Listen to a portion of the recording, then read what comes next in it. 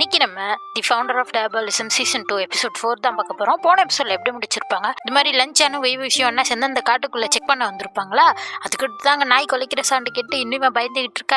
சரி லஞ்சான், அதான் இங்கே எந்த மாஸ்டரும் இல்லாத மாதிரி இருக்கே, வா திரும்பி போயிடலாம் அப்படிங்கிற மாதிரி வேவிசி சொல்கிறப்ப லஞ்சான் சொல்கிறான், இப்போ கொலைக்கிற அந்த சவுண்டு வந்து நம்ம ஜின்லிங்கோட டாகு, அது வந்து ஸ்பிரிச்சுவல் டாகு, அது இப்படி கொலைக்கிறத பார்த்தா இங்கே ஏதோ இருக்குது அப்படிங்கிற மாதிரி சொல்லிட்டு அப்படியே நடக்க ஆரம்பிக்கிறாங்க. அப்போ ஒருவேளை பேய் கையா இருக்குன்னு சொல்லிட்டு வேகமாக வந்துக்கிட்டு இருக்க. அதே நேரத்துக்கு இங்கே கட்டுறாங்க, அந்த ஜின் கிளானோட லீடர் இருக்காருல்ல, அவரும் நம்ம லஞ்சானோட அண்ணனும் சேர்ந்து பேய்க்கு இங்கே தானே வந்திருக்குன்னு தெரிஞ்சிருக்கு, அவங்களுக்கும் தெரிஞ்சுட்டு சரின்னு சொல்லிட்டு அவங்களும் இங்கே வர ஆரம்பிக்கிறாங்க. இங்கே இருக்க கிளான் லீடருக்கு ஹெல்ப் பண்ணலான்னு சொல்லிட்டு இங்கே வந்து பார்த்தா அந்த லீடர் ஆல்ரெடி வெளில போயிட்டாரு அப்படிங்கிற மாதிரி சொல்லிட்டு இருக்காங்க. அப்படியே திருப்பி நம்ம ஆளுங்களை கட்டுறாங்க. இவங்க வந்துடுறாங்க. இங்கே வந்தால் ஒரு ஸ்டோன்லேயே கேசல் இருக்குது இந்த இடத்துல காட்டுக்குள்ளே, ரொம்ப சூப்பராக இருக்கே அப்படின்னு சொல்லிட்டு பார்த்துக்கிட்டு இருக்கப்பே அந்த ஜின்லிங்கோட டாக் அங்கே ஓடி வந்து குளிச்சிக்கிட்டே ஓடி வருது. இதை பார்த்துட்டு வெய்வசி பயந்துகிட்டு இருக்கான். இது வேகமாக ஓடி வந்து வேவசியை பிடிச்சி தரன்னு இழுத்துட்டு போரு. வேவசி வேற லஞ்சானோட கையை பிடிச்சிக்கிட்டு விடாம அவனையும் இழுத்துட்டு போயிட்டு இருக்கான். பாரா லஞ்சான் அப்படிங்கிற மாதிரி சொல்லிட்டு அப்படியே ரெண்டு பேரையும் ஒரு இடத்த கூட்டிட்டு வந்திருக்குது. என்ன இங்கே கூட்டிட்டு வந்திருக்குன்னு பார்த்தா அந்த இடமே உடஞ்சிருக்கு. இது வந்து இந்த ஜின்லுங்க தான் உடைச்சிருப்பான் அப்படிங்கிற மாதிரி சொல்லிட்டு லஞ்சானும் உள்ள வரான். இங்கே உள்ள வந்து பார்த்தா ஒரே சத்தமாக கேட்குது. ஆனால் லஞ்சானுக்கு கேட்கல, வேவசிக்கு மட்டும்தான் கேட்குது. ஏன் அப்படிங்கிற மாதிரி சொல்றப்ப அது ஒரு பேரியர், அதனால தான் இந்த டாகால உள்ள வர முடியல. ஏன்னா இது வந்து ஒரு ஸ்பிரிச்சுவல் பீஸ்ட், இந்த டாக் வந்து ஒரு ஸ்பிரிச்சுவலுக்காக உள்ளது, அதனால அதுங்களை தள்ளி வைக்கணுங்கிறதுக்காக தான் இப்படி ஒரு பேரியர் உருவாக்கியிருக்காங்க அப்படிங்கிற மாதிரிலாம் லஞ்சான்னு சொல்லிட்டு அங்கே ஒரு சீக்ரெட் டோர் இருக்குது, அதை திறந்து அப்படியே உள்ளே வராங்க. உள்ளே வந்தால் இப்படி ஒரு செம்ம பெரிய இடம். அது வந்து பார்த்தா நடுப்புற ஒரு சபைப்பட்டி இருக்குது. சரி என்னது இதுன்னு பார்ப்போம்னு சொல்லிட்டு நம்ம வேவசி தான் திறந்து பார்க்குறோம். அதுலேருந்து ஒரே சவுண்டு. ஆனால் லஞ்சான்னு கேட்கல, வேவசி மட்டும் காதை பற்றிட்டு நிற்கிறான். சரின்னு சொல்லிட்டு உள்ளே பார்த்தா ஒரு பெரிய ஸ்வாடு. என்னடா சபை போட்டியில் இது வச்சிருக்காங்க அப்படிங்கிற மாதிரி பார்க்க லஞ்சான்னு சொல்லிட்டு இருக்கான். அப்போ ஏதோ ஒரு பெரிய சீக்ரெட் இருக்குன்னு நினைக்கிறேன் அப்படிங்கிற மாதிரி சொல்கிறப்ப, சரி இந்த ஜின்லிங் பையில காணுமே அப்படிங்கிற மாதிரி சொல்கிறப்ப லஞ்சான் சொல்கிறான், நான் கேட்டு பார்க்குறான் அப்படிங்கிற மாதிரி சொல்லிட்டு அவன் வந்து அந்த மியூசிக்கை வாசிக்க ஆரம்பிக்கிறான். இந்த அனிமி சீரீஸில் மியூசிக் எல்லாமே ரொம்ப சூப்பராக இருக்கும், டைம் கிடைக்கிறப்ப கேட்டு பாருங்கள். அதே மாதிரி இவன் மியூசிக் வாசிக்க ஆரம்பிக்க அங்கே இருக்க அந்த ஸ்பிரிட்ஸ் எல்லாம் வர ஆரம்பிக்குது. இது மாதிரி அதில் ஒரு சோல் மட்டும் வந்து இந்த லஞ்சான்ட்ட வந்து மியூசிக் வாசிச்சு காட்டுது. அதை கேட்டோன்னே வேவிசி கேட்டுட்டு இருக்க, என்ன சொல்லுதுன்னு சொல்கிறப்ப, இது மாதிரி இங்கே இருக்க சோல்ஸுக்கு யாருக்குமே இது என்ன இடம்னே தெரியலையா, ஜில்லிங் எங்கே இருக்கான்னு இது வந்து மியூசிக் போடும், அதை வச்சு நம்ம கண்டுபிடிக்கணும்னு சொல்லிட்டு என்ன சொல்கிறான்னா, சவுத் ஈஸ்ட் சைடு நடந்து போ, இது ஒவ்வொரு தடவை மியூசிக் போடுறப்பையும் நீ ஒவ்வொரு அடி எடுத்து வைக்கணும் அப்படிங்கிற மாதிரி சொல்கிறப்ப, அதே மாதிரி இவனும் ஒவ்வொரு அடியாக எடுத்து வைக்கிறான்.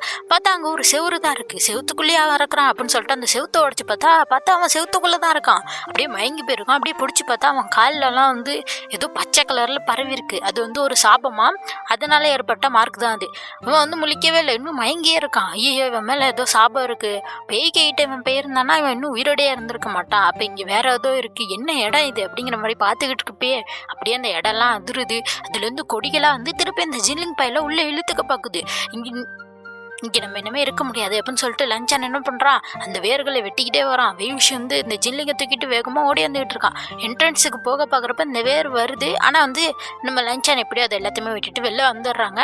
பார்த்தா இங்கே அந்த ஸ்பிரிச்சுவல் டாக், அது பேர் வந்து ஃபேரி, அது வந்து குலைச்சிக்கிட்டே இருக்கு ஒரு பக்கத்தை பார்த்து. அப்போ எதையோ அது கண்டுபிடிச்சிட்டுன்னு நினைக்கிறேன், அங்கே நம்ம போகணும் அப்படிங்கிற மாதிரி வேவிசி சொல்கிறப்ப லஞ்சான் சொல்கிறான், இந்த மாதிரி நான் போகிறேன், நீ வந்து இந்த ஜில்லிங்கை கூட்டிகிட்டு போ, இப்போக்கி நான் வந்து ஒரு தடுப்பு மருந்து மட்டும் மாதிரி போட்டு விட்றேன் அப்படிங்கிற மாதிரி ஏதோ மேஜிக் வந்து இவன் மேலே போட்டு விட்றான். ஆனாலும் அவனுக்கு குறைஞ்சிருக்காது. அதுக்குள்ளே இவனை வில்லேஜுக்கு கூட்டிகிட்டு போயிரு, நம்ம வந்து அப்புறம் அங்கே பார்த்துக்கலாம் அப்படிங்கிற மாதிரி சொல்லிட்டு லஞ்சானிங்க கிளம்ப அப்படியே விவசி இந்த ஜின்லிங்கை பார்த்துக்கிட்டு இருக்கான். அவன் மேலே அந்த சாபம் இருக்குல்ல, அதனால இவன் வந்து இப்போ வந்து கனவு உலகத்தில் தான் இருப்பானா. இப்போ என்னத்தான் நீ கனவு கண்டுகிட்டு இருக்கியோ அப்படிங்கிற மாதிரி சொல்லிட்டு அப்படியே அவன் காலில் கையை வைக்க பார்த்தா அப்படியே இவன் என்ன யோசிச்சுட்டு இருக்கான், என்ன கனவு கண்டான்னு நம்மளுக்கு காட்டுறாங்க. அம்மா அப்பா அப்படிங்கிற மாதிரி சொல்லிட்டு இருக்கான். அப்போ வந்து நிறைய குரல் கேட்குது. அப்போ தான் நம்ம ஜின்லிங்கை பற்றி நம்மளுக்கு காட்டுறாங்க. அவன் சின்ன பிள்ளையா இருக்கிறப்ப ரெண்டு பசங்க இவன் கூட சண்டை போட்டு, உனக்கு மேனு சொல்லி கொடுக்குற அம்மா இல்லையா, அதனால தான் நீ இப்படி இருக்கிற அப்படிங்கிற மாதிரிலாம் சொல்லி என்ன சொல்கிறாங்கன்னா, இது மாதிரி உங்கள் அப்பாவுக்கு உங்கள் அம்மாவை பிடிக்கவே பிடிக்காது, அதே மாதிரி நீ பிறந்ததே அவங்க ரெண்டு பேருக்கும் பிடிக்காது அப்படிங்கிற மாதிரிலாம் அந்த குட்டி சாத்தாங்க சொல்லிட்டு ஓடுதுங்க. அவ்வளோதான் இவன் சோகமாக இருக்கான். உள்ளதான் வந்து வேவிஷியும் இருக்கான். இப்போ இந்த கனவுக்குள்ளே வேவிஷி வந்துட்டான். அவன் வந்து பார்த்துட்டு இருக்கான். அந்த குட்டி பைய கேட்குறான், நீங்கள் யார் அப்படிங்கிற மாதிரி. நான் ஒரு மாஸ்டர் அப்படிங்கிற மாதிரி சொல்கிறாங்க. ஓ அப்படியா, அப்போ நீங்கள் எங்கள் அப்பா அம்மாவை பார்த்துருக்கீங்களா அப்படிங்கிற மாதிரி கேட்குறப்ப, ஓ பார்த்துருக்கேனே அப்படிங்கிற மாதிரி சொன்னால், இது மாதிரி எங்கள் அம்மா கெட்டவங்கன்னு சொல்கிறாங்க, உண்மையா அப்படிங்கிற மாதிரி கேட்குறப்ப, அவங்க சொல்கிறதெல்லாம் நீ கேட்காத, அதெல்லாம் உண்மை கிடையாது, உங்கள் அம்மா ரொம்ப நல்லவங்க, ஏன்னா இவன் வந்து இவனோட தங்கச்சி தானே, அதைத்தான் சொல்லிட்டு இருக்கான். உடனே இவன் பார்த்துட்டு சரி எங்கள் அப்பா பற்றி சொல்லுங்க அப்படிங்கிற மாதிரி சொன்னால், உங்கள் அப்பாவா அப்படிங்கிற மாதிரி சோகமாக தான் இருக்கான். அதனால என்ன சொல்கிறான்னா, உங்கள் அப்பாவுக்கு உங்கள் அம்மாவை ரொம்ப பிடிக்கும் அப்படிங்கிற மாதிரி சொல்கிறான். இப்படியே பாஸ்ட்டில் காட்டுறாங்க. அங்கே பார்த்தா முன்னாடியே வந்து ஃபர்ஸ்ட் எபிசோட்லலாம் சண்டை நடந்திருக்கும் தெரியுமா, வேவிஷிக்கும் இந்த ஜின் கிளானுக்கும். அப்போ கூட அந்த போய் சொல்லியிருப்பான், அவன் தங்கச்சியெல்லாம் நான் ஏற்றுக்கணுமா அப்படிங்கிற மாதிரிலாம் சொல்லிட்டு கோவப்பட்டிருப்பான். அந்த தங்கச்சி பொண்ணுகிட்டே அவன் ஒழுங்காகவே நடந்துக்கல, எப்போ பார்த்தாலும் அவன் மேலே கோவம் தான் படுறான். சூப்பெல்லாம் வச்சு எடுத்துகிட்டு வந்திருக்கா. அதை வாங்கிவிட்டு இவன் என்ன சொல்கிறான்னா, இந்த சூப்பு வச்சது வேற ஒருத்தவங்க, அவங்களோட பேரை நீ வாங்கி பார்க்குறியா அப்படிங்கிற மாதிரி சூப்பெல்லாம் பிடிச்சி தட்டி விட்றான், அவளை பிடிச்சி தள்ளி விட்றான். இதை பார்த்தோன்னே வேவிஷி வந்து அவனை ஓங்கி ஒரு குத்து விட்டுட்டு தங்கச்சி அங்கேருந்து கூட்டிகிட்டு போகிறான். அதுக்கு அடுத்த செல்ல காட்டுறாங்க. இங்கே தங்கச்சியும் அந்த பையனோட அப்பாவும் தான் நின்றுட்டு இருக்காங்க. அவன் வந்து கேட்டுட்டு இருக்கான், உனக்கு வந்து இங்கே இருக்க விருப்பம் இல்லையா அப்படிங்கிற மாதிரி தங்கச்சிட்டு கேட்க அவ சொல்லிடுறா இல்லை அப்படிங்கிற மாதிரி. அப்பன்னா நீ போகிறதுன்னா போ அப்படிங்கிற மாதிரி சொல்லிடுறான். சரின்னு சொல்லிட்டு அவளும் போகிறப்ப அங்கே பார்த்தா அந்த பெரிய ராட்சச நாகம் வந்துருச்சு. போன எபிசோட்ல சொல்லியிருப்பாங்களே வேவிஷி காலத்தில் வந்துச்சு இந்த பாம்புன்னு சொல்லிட்டு, அந்த பாம்பு தான் இங்கே வந்துருச்சு. ஆனால் கரெக்டாக அங்கே நம்ம வேவிஷி வந்துடுறான். அவன் வந்துட்டு அதை அடிச்சிடறான். அதே மாதிரி அங்கே லஞ்சான வந்து அதை அம்பு விட்டு 2 பேரும் ஒன்றா சேர்ந்து அதை கொண்டுடுறாங்க. இப்படியே தங்கச்சி வந்து சேஃப் ஆயிட்டலா. அங்கே பார்த்தா அந்த அம்மாவும் வந்துருக்குறாங்க, ஜின்லிங்கோட பாட்டி. அவங்க வந்துட்டு நம்ம தங்கச்சி உன்கிட்ட கேட்குறாங்க, நீ ஓகே தானம்மா அப்படிங்கிற மாதிரி. நான் ஓகே தான் அப்படிங்கிற மாதிரி சொல்கிறப்ப அந்த கிளானை சேர்ந்த அந்த ஜின் கிளானை சேர்ந்த பசங்களாம் வந்து என்ன சொல்கிறாங்கன்னா, இது மாதிரி இங்கே ஹண்ட் பண்ணுறதுக்காக நிறைய பேர் வந்திருக்காங்க, நிறைய கிளானை சேர்ந்தவங்க. நீங்கள் ஆல்ரெடி ஜாம்பிஸு கோஸ்ட்டு இது எல்லாத்தையுமே ஹண்ட் பண்ணிட்டீங்க. சொல்லப்போனால் இப்போ இந்த கிங் ஸ்னேக்கையும் நீங்களே ஹண்ட் பண்ணிட்டீங்க. அப்போ நாங்கள் என்னடா பண்ணுறது? நீங்கள் உங்கள்கிட்ட பவர் இருக்குன்னு ஷோ ஆஃப் பண்ணுறதுக்காக சீனை போடுறதுக்காக இப்படிலாம் பண்ணுறீங்களா அப்படிங்கிற மாதிரிலாம் சொல்லிட்டு சத்தம் போட்டுக்கிட்டு இருக்காரு. இவங்க வந்து தங்கச்சியை காப்பாற்றணும்னு சொல்லிட்டு இப்படி பண்ணால் இவங்க என்னடான்னா இப்படி திட்டிகிட்டு இருக்காங்க, அவங்களால வேட்டையாட முடியலையா அப்படிங்கிற மாதிரிலாம் திட்டிகிட்டு இருக்காங்க. இதில் வேற என்ன சொல்கிறாங்கன்னா, என்னடா இப்போ நீ ஸ்வாடெல்லாம் எடுத்துகிட்டு வரது இல்லை போல், ஏன்னா இவங்க வந்து ரொம்ப முக்கியம் இல்லை, இவங்க வந்து ஸ்வாடை கூடயே வச்சுக்கிறது, அதை தான் சொல்லிக்கிட்டு இருக்காங்க.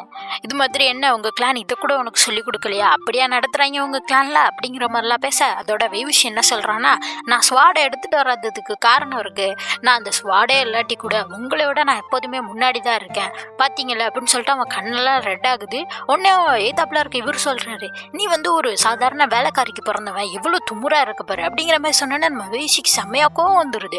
உடனே வந்து அந்த தங்கச்சி பொண்ணு தான் அந்த கைப்பிடிச்சிக்கிறா. சரி விடு கோவப்படாதுன்னு சொல்லிட்டு இதில் என்ன சொல்கிறான்னா அந்த தங்கச்சி பொண்ணு, ஆமாம் என்னோட தம்பி தான், அது மாதிரி வேவிஷிய தம்பின்னு தான் சொல்லுவா. இது மாதிரி என்னோட தம்பி தான் வந்து வேட்டையாடுற இடத்துல நிறைய ஏதோ கொண்டுட்டான், அதுக்காக நான் மன்னிப்பு கேட்டுக்கிறேன். அவன் ஏதோ தப்பு பண்ணுறான்னு சொல்கிறீங்க, அதுக்காக நான் மன்னிப்பு கேட்டுக்கிறேன். இருந்தாலும் இந்த வேட்டையாடுற இடத்துல வந்து அது மாதிரி எந்த ரூல்ஸுமே கிடையாது. ஒருத்தவங்க வந்து நிறைய ஏதோ கொண்டுட்டாங்க அப்படிலாம் கொல்லக்கூடாதுன்னு சொல்லிட்டு எந்த ரூல்ஸுமே இல்லை. அவன் என்ன தப்பு பண்ணிட்டான்னு நீங்கள் வந்து இப்படி அவன் மேலே கோவப்படுறீங்க.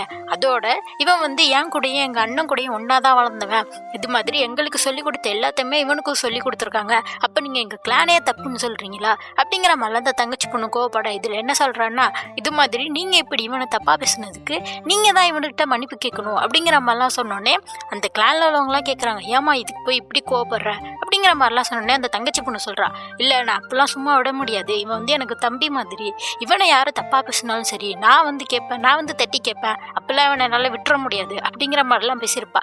அதெல்லாம் நினச்சி பார்த்துட்டு அப்படியே வேவிஷியா அழுக ஆரம்பிக்கிறான்.